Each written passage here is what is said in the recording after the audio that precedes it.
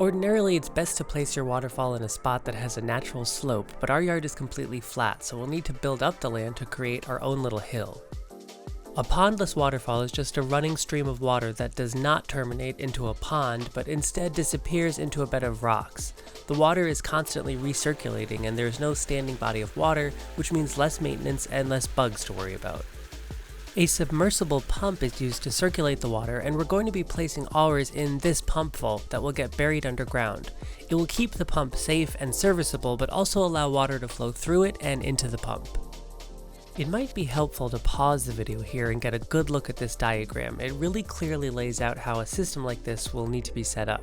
You can see that the waterfall terminates into a reservoir of water buried underground that is built using water storage modules that provide structural support to hold back the land but still allow water to collect inside the basin. The water storage module is kind of like a really robust milk crate. They are often referred to as aqua blocks, which is just the proprietary name for Aquascape's water storage module, and they can stand up to thousands of pounds of rocks being placed on them when installed correctly, so you don't have to worry about crushing them. Every waterfall is different, and you'll need to determine how much water you'll need in your reservoir to run your system. Luckily, there are calculators online to determine how many blocks you'll need for your setup. We bought 3, but ended up only needing 2. Our pump is from Amazon. We started off with one that has a maximum flow of 2,600 gallons per hour, but ended up swapping it out for a slightly more robust one that gets us up to about 4,400 gallons per hour to create a more dynamic stream. We'll leave a link to the pump we ended up using, as well as many of the other products we used, in the description below if you're interested. In order for the water to get to the pump properly, it needs to be sitting at the lowest point in the basin, meaning the vault has to be lower than the aqua blocks. To accommodate for the height of the blocks, we realized that our vault wasn't going to be tall enough, so we ended up having to buy an extender to sit on top of it that would allow us to bury the pump below the blocks. Once we determined where we wanted our waterfall to end, we started digging out the basin where we'll build our reservoir. Since our land is completely flat, we are going to be using the dirt we dig for the reservoir to build up a slope and berm. A berm is just a raised border around the water feature that will prevent the water from flowing out the sides.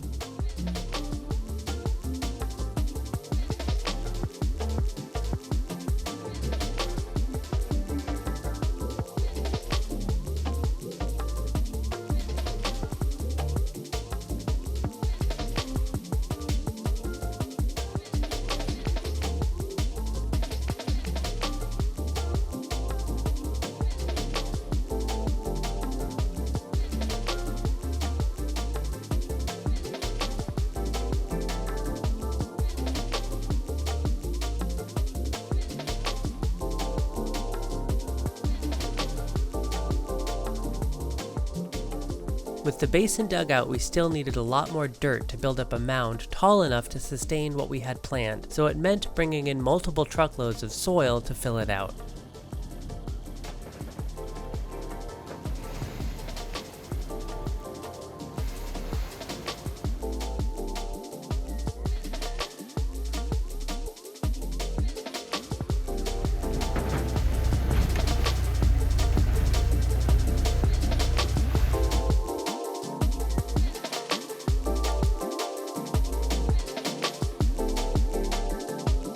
With the land finally prepped, we were ready to lay down some pond underlayment. This is a polypropylene material that feels a lot like felt. It essentially acts as a pad to help protect the pond liner that will go on top from any sharp objects that might be in the dirt. We will also use some of this on top of the liner in areas where we'll be placing big boulders, again to protect the liner from any tears.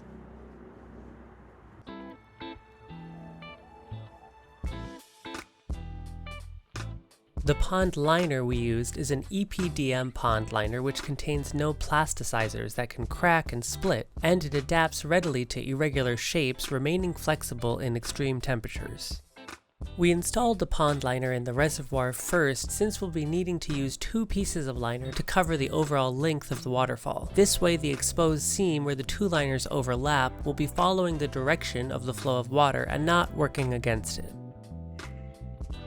We then covered this area with another layer of underlayment to protect the liner from getting punctured by the blocks and rocks we'll be using to hold the blocks in place. Then we threw down the final piece of liner that reaches to the top of the waterfall and overlaps the previous liner by about 2 feet.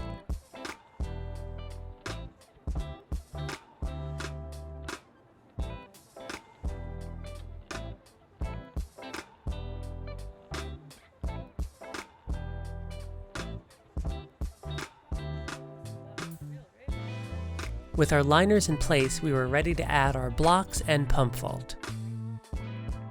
This is an auto-fill valve that is connected to our drip irrigation.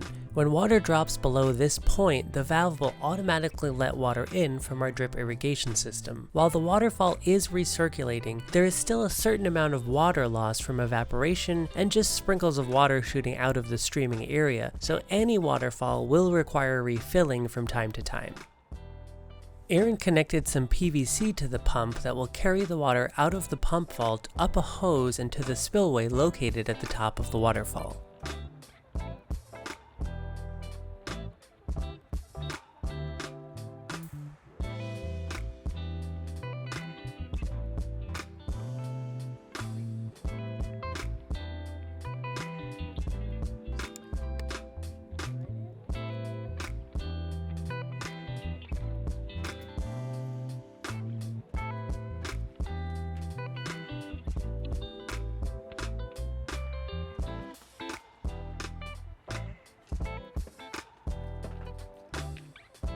With the pump and vault installed, we added some smaller rocks around it to help hold it in place.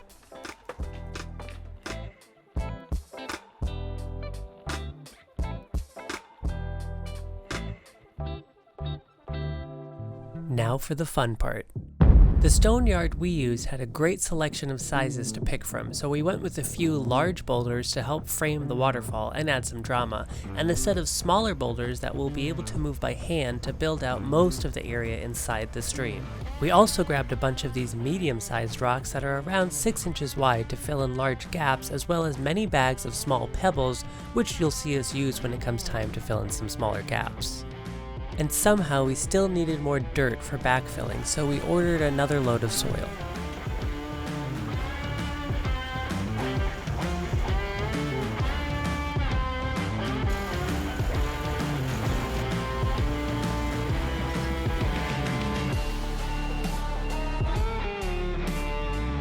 In order to move the large boulders, we had to rent this giant excavator. Strapping the boulders to the excavator is a craft unto itself, so we'll include a link to a video tutorial we found helpful if you're also doing this yourself, but of course please do your research and be careful.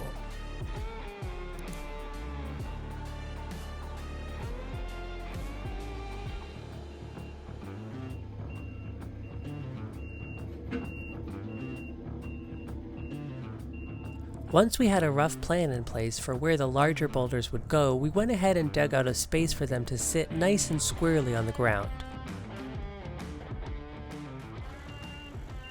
I wish there was a way to clearly and succinctly talk about the art of boulder placement, but like any art, it's hard to sum up in just a few words. My best advice is to look at other waterfalls, both in nature and man-made ones. Study how the rocks are set. It's best if you can see some in person. I drew inspiration from some of the waterfalls in the gardens of the Huntington Library here in LA, and we also had some smaller examples of pondless waterfalls at a local nursery we frequent. Studying references will start to train your eye to look at how the flow of water will interact with certain shapes. In this way, you'll start to build an understanding of how the water will interact with one rock versus another. A good rule of thumb is to use larger rocks at the top and slowly work your way down to smaller stones near the basin. This will help mimic the look of how a natural waterfall forms. But no matter how much research you do, there's no way to really plan for this kind of build. There's no way to predict the exact shapes and sizes of the rocks you're going to get, so most of this work involves placing and replacing until you get somewhere that feels right. It's a lot of trial and error and figuring out as you go, which of course gets difficult when the pieces you're moving around are giant boulders.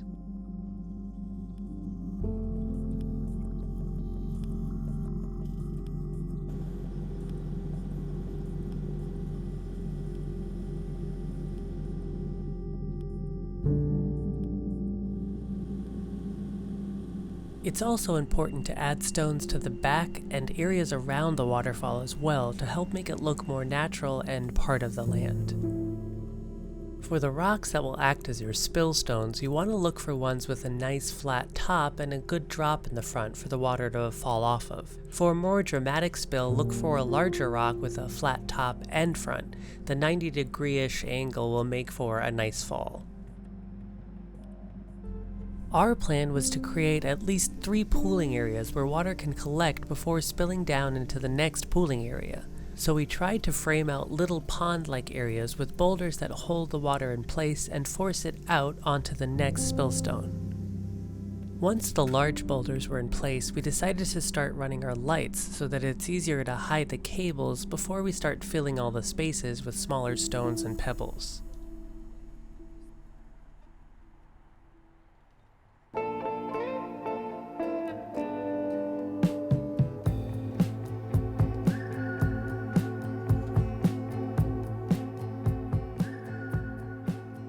The spaces between rocks that would allow water to leak out of the pooling areas or head in an undesired direction need to be filled to help direct the water correctly. For that, you need pond foam.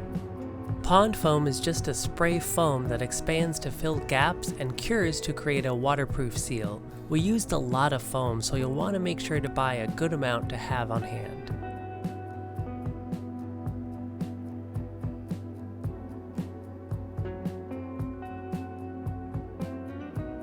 Some areas behind larger rocks, for example, have gaps that are too big to just foam in. So for these areas, we created a pouch of soil using some underlayment, carefully wrapped and tucked under some rocks, and placed a piece of pond liner on top of that pouch that then gets foamed in to prevent any water from getting to the pouch.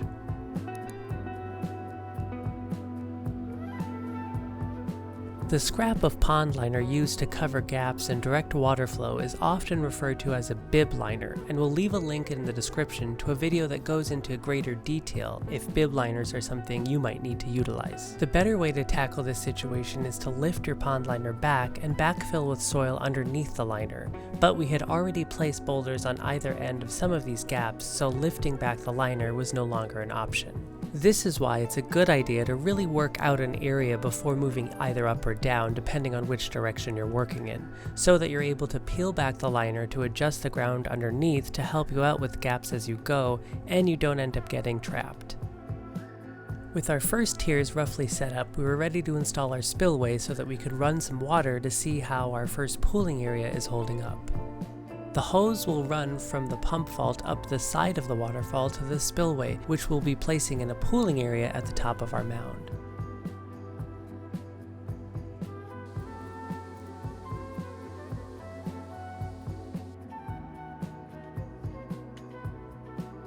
First, we attached the hose to the pump, then we prepared the top of the waterfall and placed the spillway where it will sit.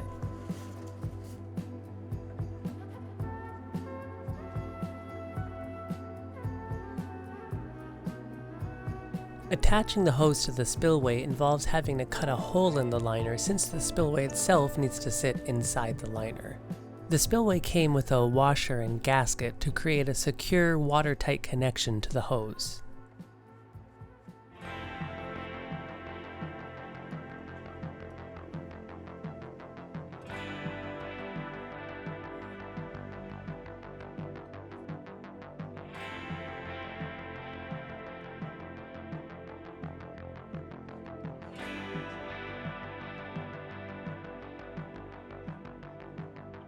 With the spillway and pump installed, we were ready to fill it with water to test this thing out. Getting the water to act the way you want it to isn't easy, but it helps to run it and see what areas you need to work on. Here you can see our third tier isn't working because the water isn't pooling up properly behind the spillstone. We had a lot of spaces that needed to be filled to keep the water only in the desired path, but running it helps to at least pinpoint what the problem areas are.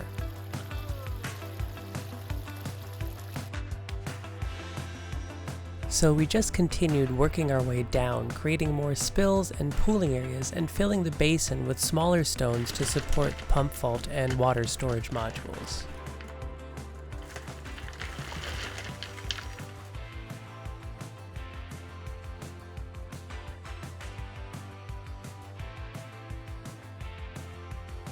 We also covered the spillway with stones to hide it and made sure to build up a wall around the spillway to hold in the water at the first pooling area. The idea here is to hide the source of water as much as possible.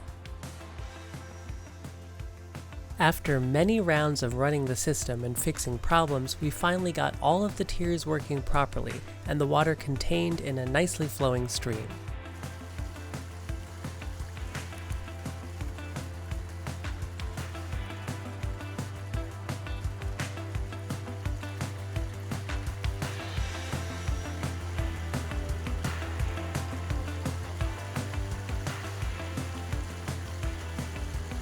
With the hard work behind us, it's time to clean up the edges. For this step, we just cut back any excess liner and underlayment and then built up the berm with small stones, making sure to leave a lip in the liner to hold back any water in the off chance any water manages to travel that far out of the stream.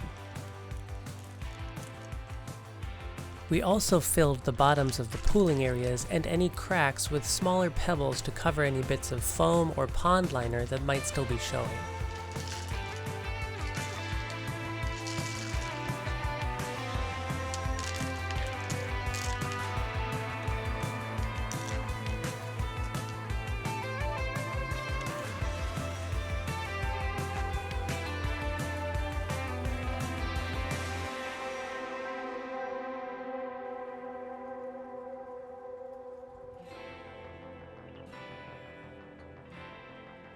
The last step was to set up the electrical to run the pump. For this we had to add an outlet near the waterfall, which involved digging a trench to the house and burying a conduit.